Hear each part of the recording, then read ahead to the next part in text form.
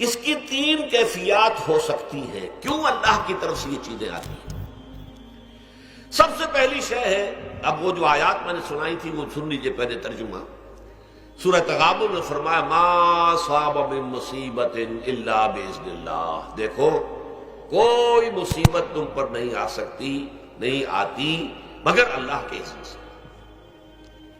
ومن یؤمن باللہ، اور جو شخص اللہ پر ایمان رکھتا ہو یہدی قلبہ، اللہ اس کے دل کو ہدایت دے دیتا ہے، اس کے دل کو سکون عطا کر دیتا ہے، وہ راضی برضائے رب ہو جاتا ہے، اس میں شکوہ نہیں رہتا، اس میں شکایت نہیں ہوتی، اس میں تلخی نہیں ہوتی، کیوں ہو گیا، کیسے ہو گیا، کیوں ہو گیا، نہیں ہونا چاہیے، نہیں نہیں۔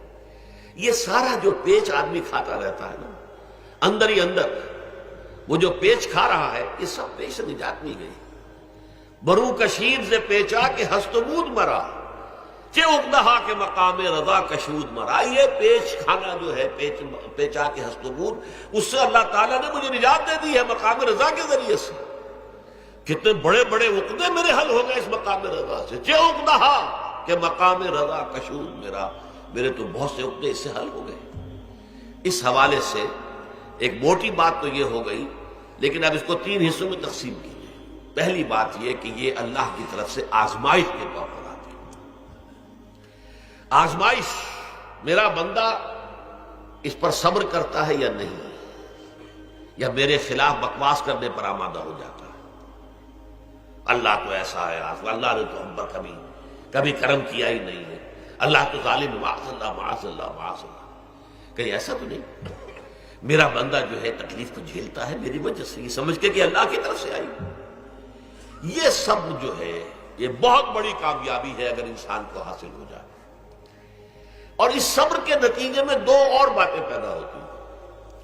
یہ مضامین علیحدہ علیحدہ دروس کے اندر آتے رہے ہیں، لیکن آج ایک نئے عنوان کے تحت جمع ہو کر آ رہے ہیں۔ پہلی بات یہ ہوتی ہے کہ یہ امتحان کا نتیجہ کیا نکلتا ہے کہ آپ نے ایک امتحان پاس کیا تو آپ کے اگلے درجے میں ترقی ہو جاتی ہے۔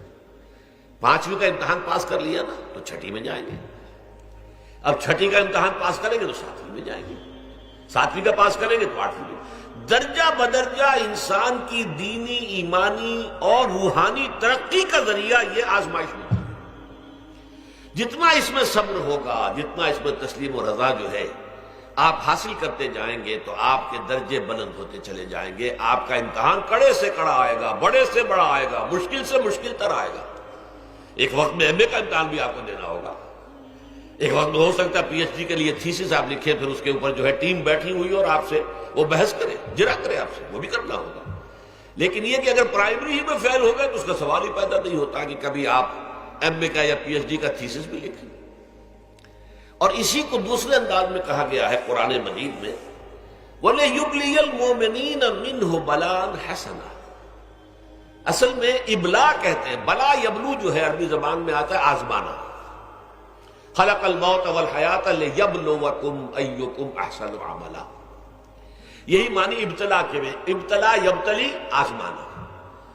ابلا یبلی جو آتا ہے باب افعال سے، اس میں آتا ہے کسی کو کسی تکلیف میں ڈال کر اس کو نکھارنا، کہ اس کا جوہر نکھر جائے، اس کے اندر جو خیر ہے وہ اور چمک جائے، لوگوں کو بھی معلوم ہو جائے کہ یہ شخص اس مقام کا اہل ہے، اس کے اندر یہ صلاحیت ہے، اس میں یہ قوت موجود ہے۔ تو یہ گویا کہ اہل ایمان کی صلاحیتوں کو نکھارنے کے لیے اور ان کے درجات کی ترقی کے لیے بھی اللہ تعالیٰ دنیا کے اندر یہ مصیبتیں اور امتحانات جو ہیں آزمائش کے حوالے سے افراد پر بھی اجتماعی طور پر بھی لاتا ہے۔ اور ایک اس کا اور بھی ہے، اہل ایمان پر اس طرح کے ابتلاء و آزمائش کی ایک نوعیت اور بھی ہے، اور وہ یہ ہے کہ جو بھی آپ سے غیر ارادی طور پر یا یہ کہ آپ نے کوئی گناہ ارادی طور پر بھی کر لیا، اللہ تعالیٰ اس کی سزا اسی دنیا میں دے کر آخرت کی سزا سے محفوظ کر دیتا۔ گویا کہ اس سے بڑا خیر کیا ہوگا؟ یہاں کی سزا کیا ہے؟ جھیل لی آپ نے، بخار آ گیا، ٹانگ ٹوٹ گئی، چلیے 3 مہینے آپ بستر پر پڑے رہے نا، اور کیا ہوا؟ کچھ نہیں۔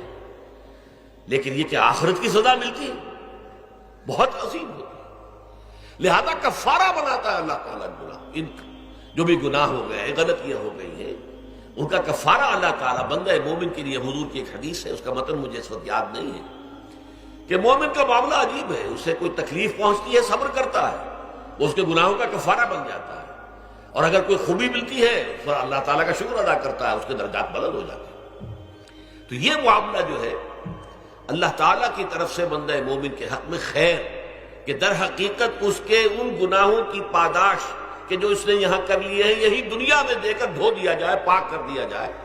جیسے آپ کو معلوم ہے دھوبی جو ہے کپڑے کو بھٹی میں چڑھاتا ہے، گرم پانی میں ڈالتا ہے، نہیں ڈالتا، تاکہ اس کا میل نکلے، اس کے آگے پٹختا بھی ہے ذرا اس کو، تاکہ وہ میل اچھی طرح چھٹ جائے اس سے۔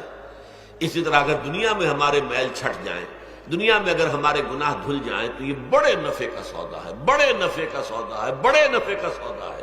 اس اعتبار سے آپ غور کیجئے کہ اگر یہ حقائق ہمارے سامنے رہے تو کیا کوئی تکلیف دنیا کی ہمیں بھاری محسوس ہوگی؟